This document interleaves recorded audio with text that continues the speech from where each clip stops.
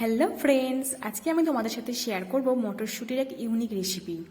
বিকেলে ঘুম থেকে ওঠার পর থেকে মনটা একটু চাইছিল স্পাইসি কিছু খেতে। তো ঘরে যেসব উপকরণগুলো আমার ছিল সেগুলো দিয়েই বানিয়ে ফেললাম এই রেসিপি। প্রথমে তার জন্য নিয়েছি মটরশুঁটি মিক্সারে। আর মটরশুঁটির পর নিয়েছি দুটো কাঁচা লঙ্কা দুটো নেওয়ার পর আর নিয়েছি আমি ব্ল্যাক সল্ট 2 চামচ।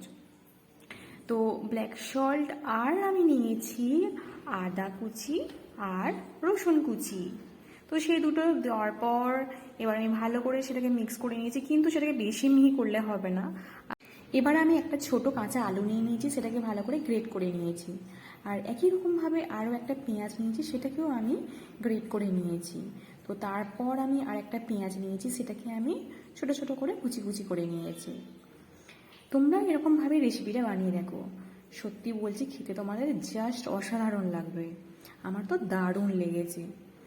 তো তারপর আমি কি করেছি, সেই যে মটরশুঁটি কাঁচা লঙ্কার মিক্সারটা ওর আলু আর পেঁয়াজের সাথে দিয়ে তার উপর দিয়ে দিয়েছি একটু লেবুর রস আর শুকনো লঙ্কা গুঁড়ো 2 চামচ, একটু হলুদ গুঁড়ো, একটু নুন, তার উপর দিয়ে দিয়েছি বেসন। সেটাকে ভালো করে আমি মিক্স করে নিয়েছি। এখানে বেসনটাকে আমি একসাথে ইউজ করিনি, একটু একটু করে দিয়েছি। তাতে করে কি সুবিধা হবে, যতটা পরিমাণ বেসনের আমার প্রয়োজন ভালোভাবে বোঝা যাবে। এরপর আমি ছড়িয়ে দিয়েছি একটু জিরে গুঁড়ো আর ধনেপাতা কুচি। ব্যাস, আমার এটা মাখানো কমপ্লিট। এবার আমি ওভেনের উপর একটা ফ্রাইং প্যান বসিয়ে তাতে দিয়ে দিয়েছি মাস্টার্ড অয়েল আর একটু সাদা তেল।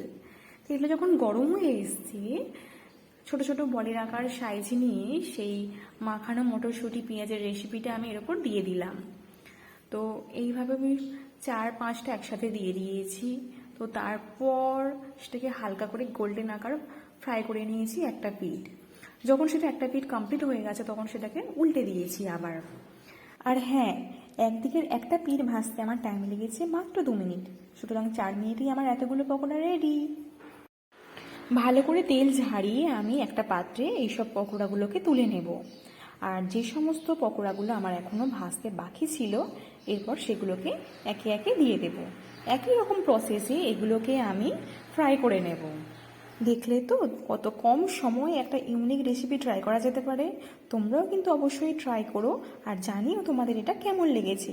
আর আমার চ্যানেলে যদি নতুন হয়ে থাকো অবশ্যই সাবস্ক্রাইব করে দিও। Thank you, bye by.